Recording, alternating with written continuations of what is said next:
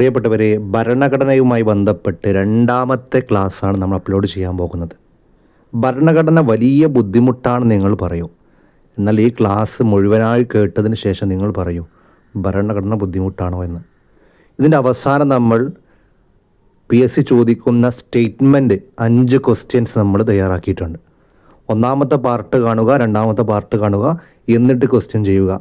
അപ്പോൾ നമുക്ക് മനസ്സിലാവും എത്രത്തോളം എനിക്ക് ഭരണഘടന മനസ്സിലായിട്ടുണ്ട് എന്ന്. നമ്മൾ ഒരുപാട് ടോപ്പിക്കുകൾ കണ്ടിട്ട് കാര്യമില്ല. എന്താണ് വേണ്ടത്? ടോപ്പിക്കുകൾ കാണുന്നതിൻ്റെ കൂടെ തന്നെ എക്സാം പ്രാക്ടീസ് ചെയ്യുമ്പോൾ മാത്രമേ എന്ത് ചെയ്യുള്ളൂ, നമുക്ക് നമ്മുടെ ആ ഒരു പഠിച്ചത് എന്താണോ അത് നമുക്ക് മനസ്സിലാവുള്ളൂ. നമുക്ക് ഭാഗത്തിലേക്ക് കടക്കാം. ഇത് നമ്മൾ പഠിക്കാൻ പോകുന്നത് സ്വരാജ് പാർട്ടിയെ കുറിച്ചാണ് പഠിക്കാൻ പോകുന്നത്. ഏതാണ്? സ്വരാജ് പാർട്ടി. സ്വരാജ് പാർട്ടിയെ കുറിച്ച് പഠിക്കാൻ പോകുന്നത് 1923 സ്വരാജ് പാർട്ടി വന്നത്. നിസ്സഹകരണ പ്രസ്ഥാനത്തിൻ്റെ പെട്ടെന്നുള്ള പിൻവാങ്ങലിനെ തുടർന്ന് കോൺഗ്രസിലുണ്ടായ അഭിപ്രായ വ്യത്യാസത്തിൻ്റെ ഫലമായി കോൺഗ്രസിൽ നിന്നും വിട്ടുപോയ നേതാക്കൾ ആരംഭിച്ച സംഘടനയാണെന്ത്? സ്വരാജ് പാർട്ടി. ഈ സ്വരാജ് പാർട്ടിക്ക് വലിയ ഒരു പ്രാധാന്യമുണ്ട്. 1923 സ്വരാജ് പാർട്ടി രൂപീകരിച്ചത്. അടുത്ത് നോക്കാം നമുക്ക്. രൂപീകൃതമായത് പറഞ്ഞു ജനുവരി 1 തീയതിയാണ്. രൂപീകരിക്കാൻ നേതൃത്വം നൽകിയ ആളുകളാണ് CR ദാസ്, മോത്തിലാൽ നെഹ്റു. മോത്തിലാൽ നെഹ്റുവിൻ്റെ അച്ഛൻ. അപ്പോൾ CR ദാസും മോത്തിലാൽ നെഹ്റുവും പാടെ കൂടിയിട്ടാണ് സ്വരാജ് പാർട്ടി രൂപീകരിച്ചത്. വിഷയങ്ങളിലെ ഭരണത്തെക്കുറിച്ച് പഠിക്കാൻ നിയമിതമായ കമ്മിറ്റി മുദിമാൻ കമ്മിറ്റി. ഈ കമ്മിറ്റിയുടെ രൂപീകരണത്തിന് പിന്നിൽ പ്രവർത്തിച്ച പാർട്ടിയാണിത്, സ്വരാജ് പാർട്ടി. അടുത്ത് നോക്കാം. ഇന്ത്യക്ക് ഒരു ഭരണഘടന നിർമ്മാണ സഭ വേണമെന്ന് ആവശ്യമുന്നയിച്ച ആദ്യ രാഷ്ട്രീയ പാർട്ടിയാണിത്, സ്വരാജ് പാർട്ടി. ഏതാണ്? സ്വരാജ് പാർട്ടി. അടുത്ത് നോക്കാം. അത് സൈമൺ കമ്മീഷനാണ്. ഇവിടുന്ന് സ്ഥിരമായിട്ട് പരീക്ഷയ്ക്ക് ചോദ്യം ചോദിക്കുന്നതാണിത്, സൈമൺ കമ്മീഷൻ. ഇന്ത്യയിലെ പുതിയ ഭരണപരിഷ്കാരങ്ങളെ കുറിച്ച് അന്വേഷിക്കാൻ നിയോഗിച്ച കമ്മീഷനാണിത്, സൈമൺ കമ്മീഷൻ. അപ്പോൾ ഇന്ത്യയിൽ ഭരണപരിഷ്കാരങ്ങൾ നടപ്പിലാക്കണം, അതിന് നിയോഗിച്ച ഒരു കമ്മീഷനാണ് സൈമൺ കമ്മീഷൻ. അതിൻ്റെ ആളായിരുന്നു ജോൺ സൈമൺ. അതുകൊണ്ടാണ് ഈ ഒരു കമ്മീഷൻ സൈമൺ കമ്മീഷൻ എന്ന പേരിൽ അറിയപ്പെടാൻ കാരണം. അപ്പോൾ സൈമൺ കമ്മീഷൻ ഇന്ത്യയിൽ വന്നത് 1928 ഫെബ്രുവരി 3. ഇനി സൈമൺ കമ്മീഷൻ ഇന്ത്യയെ സന്ദർശിച്ചപ്പോൾ ഇന്ത്യയിലെ വൈസ്രോയ് ആയിരുന്ന ഇർവിൻ പ്രഭു. അപ്പോൾ സൈമൺ ഇമ്പോർട്ടൻറ്റ് ക്വസ്റ്റ്യൻ ആണ്. സൈമൺ കമ്മീഷൻ ഇന്ത്യയിലെത്തിയപ്പോൾ ഇന്ത്യയിലെ വൈസ്രോയ് ആയിരുന്നു ഇർവിൻ. സന്ദർശനമൊക്കെ നമ്മൾ ഇൻസൈഡ് ചെയ്തിട്ടല്ലേ നമ്മൾ എന്ത് ചെയ്യുക, സന്ദർശനമൊക്കെ നടത്തുക. ഇർവിൻ സന്ദർശനം നടത്തിയപ്പോൾ ഇർവിൻ പ്രഭു. അത് ചെയർമാൻ ജോൺ സൈമൺ. നേരത്തെ നമ്മൾ പറഞ്ഞു. സൈമൺ കമ്മീഷൻ അംഗമായതിനു ശേഷം പിന്നീട് ബ്രിട്ടീഷ് പ്രധാനമന്ത്രിയായ വ്യക്തിയാണ് കമൻഡ് ആറ്റ്ലി. സൈമൺ കമ്മീഷന് ഇന്ത്യ ബഹിഷ്കരിക്കാനുള്ള പ്രധാന കാരണം ഒരു ഇന്ത്യക്കാരൻ പോലും ഇല്ലായിരുന്നു എന്നുള്ളതാണ്. ഇന്ത്യയിൽ പരിഷ്കരണം നടത്താൻ വേണ്ടിയിട്ട് നിയമിച്ച കമ്മീഷനിൽ ആരില്ല, ഇന്ത്യക്കാരുമില്ല. അതുകൊണ്ടാണ് സൈമൺ തിരിച്ചു പോവുക, സൈമൺ ഗോ ബാക്ക് എന്ന മുദ്രാവാക്യമൊക്കെ ഏതാണ് ഈ സമയത്താണ് അവർ ഉന്നയിച്ചത്. അടുത്ത് നോക്കുക. ഇവിടെ നോക്കണം, മാറിപ്പോരുതേ. സൈമൺ ഗോ ബാക്ക് എന്ന മുദ്രാവാക്യം രൂപപ്പെടുത്തിയത് യൂസഫ് മെഹ്റലി. ഷെഡ്യൂൾഡ് കാസ്റ്റ് എന്ന പദം ആദ്യമായി ഉപയോഗിച്ചത് സൈമൺ കമ്മീഷൻ. ഏതാണ്? Simon commission. സൈമൺ കമ്മീഷനെതിരെ ഇന്ത്യയിൽ ഉയർന്ന മുദ്രാവാക്യം സൈമൺ ഗോ ബാക്ക്. സൈമൺ കമ്മീഷനെ ബഹിഷ്കരിക്കാൻ ഉള്ള പ്രമേയം പാസാക്കിയ കോൺഗ്രസ് സമ്മേളനം മദ്രാസ് സമ്മേളനം.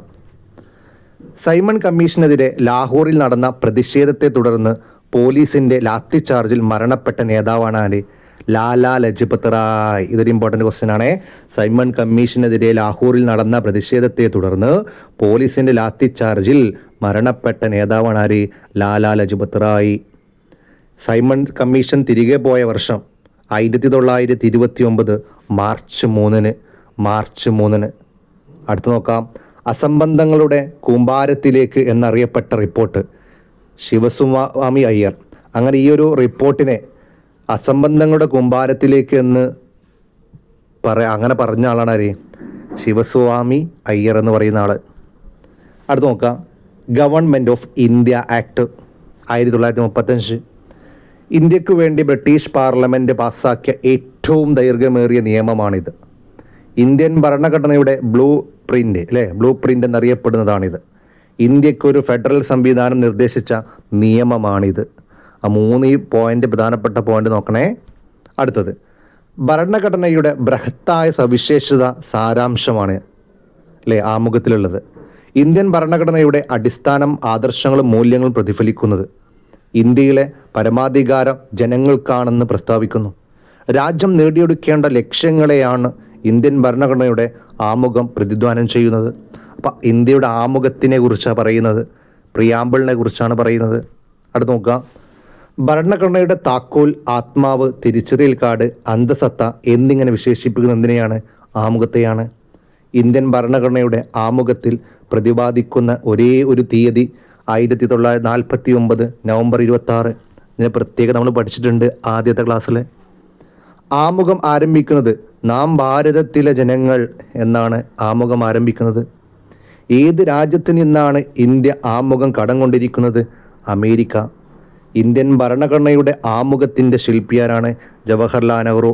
ഭരണഘടന ശില്പിയാരാണ്? അംബേദ്കർ. ആമുഖത്തിൻ്റെ ശില്പിയാരാണ്? ജവഹർലാൽ നെഹ്റു. ഭരണഘടനയ്ക്ക് ഒരു ആമുഖം വേണമെന്ന ആവശ്യം ആദ്യമായി മുന്നോട്ട് വെച്ച വ്യക്തി ബി എൻ റാഹു.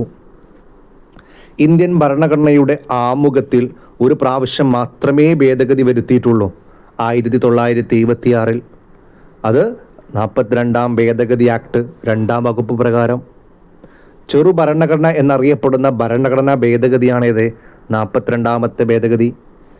ഇന്ത്യൻ ഭരണഘടനയുടെ ആമുഖത്തിൽ സ്ഥിതി, സമത്വം, മതേതരത്വം എന്നീ ആശയങ്ങൾ കൂട്ടിച്ചേർത്തത് 42ാം ഭേദഗതി പ്രകാരമാണ്. ഇത് ഇമ്പോർട്ടൻ്റ് ആണ്, സ്ഥിരമായിട്ട് ചോദിക്കുന്നതാണ്. 42ാം ഭേദഗതിയാണെന്ത്? സ്ഥിതി, സമത്വം, മതേതരത്വം എന്നീ ആശയങ്ങൾ ആമുഖത്തിൽ കൂട്ടിച്ചേർത്തത്. അടുത്ത് നോക്കാം, ആമുഖത്തെ വിശേഷിപ്പിച്ചത് ഇന്ത്യയുടെ രാഷ്ട്രീയ ജാതകമെന്ന് KM മുൻഷി. ഭരണഘടനയുടെ തിരിച്ചറിയൽ കാർഡ് NA പൽക്കിവാല. ഭരണഘടനയുടെ കീനോട്ട് ഏണസ്റ്റ് ബാർക്കർ. ഭരണഘടനയുടെ ആത്മാവ് M ഹിദായത്തുള്ള.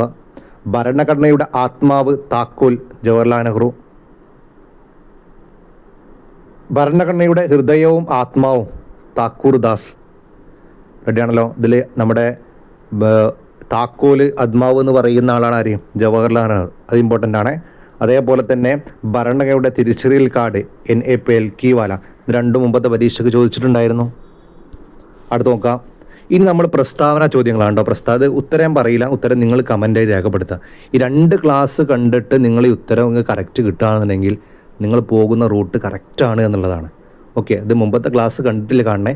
നമ്മൾ വെരി ഷോർട്ടായിട്ട് ഏറ്റവും ഇമ്പോർട്ടൻ്റ് ആയ കാര്യങ്ങൾ മാത്രമാണ് നമ്മളിവിടെ ഡിസ്കസ് ചെയ്യുക. നോക്കാം, നിങ്ങൾ ചോദ്യം താഴെ നൽകിയിരിക്കുന്നതിൽ പ്രസ്താവനകൾ പരിശോധിക്കുക. ലോകത്തിലെ ഏറ്റവും വലിയ എഴുതപ്പെട്ട ഭരണഘടന ഇന്ത്യയുടേതാണ്. ഇന്ത്യയുടെ ഭരണഘടന 1950 ജനുവരി 26 പ്രാബല്യത്തിൽ വന്നു. മുകളിൽ നൽകിയിരിക്കുന്ന പ്രസ്താവനകൾ ശരിയായതേത്? 1 മാത്രം ശരി, 2 മാത്രം ശരി, 1ഉം 2ഉം ശരി, 1ഉം 2ഉം തെറ്റ്. കറക്റ്റ് ചെയ്താൽ മക്കളെ. അപ്പോൾ അടുത്ത ചോദ്യം പറയാം, നിങ്ങൾ ഇവിടെ എത്തുമ്പോൾ ഒന്ന് സ്റ്റോപ്പ് ചെയ്താൽ മതി. ഓക്കെ, അടുത്ത ചോദ്യം വായിക്കാം. താഴെ നൽകിയിരിക്കുന്ന പ്രസ്താവനയിൽ പരിശോധിക്കുക.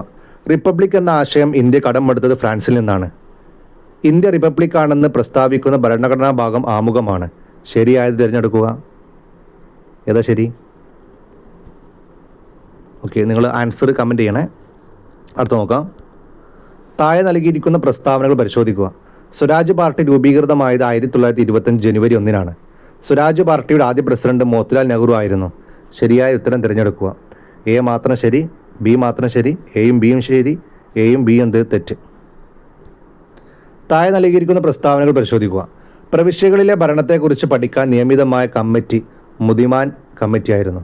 മുദിമാൻ കമ്മിറ്റി രൂപീകരിക്കാൻ പിന്നിൽ പ്രവർത്തിച്ച പാർട്ടി ജസ്റ്റിസ് പാർട്ടി ആയിരുന്നു. ശരിയായ ഉത്തരം തിരഞ്ഞെടുക്കുക. A മാത്രം ശരി, B മാത്രം ശരി, Aയും Bയും ശരി, Aയും Bയും തെറ്റ്. ഇതാണ് ആൻസർ. കമൻറ്റ് ചെയ്യണേ. അടുത്ത ചോദ്യം, താഴെ നൽകിയിരിക്കുന്ന പ്രസ്താവനകൾ പരിശോധിക്കുക.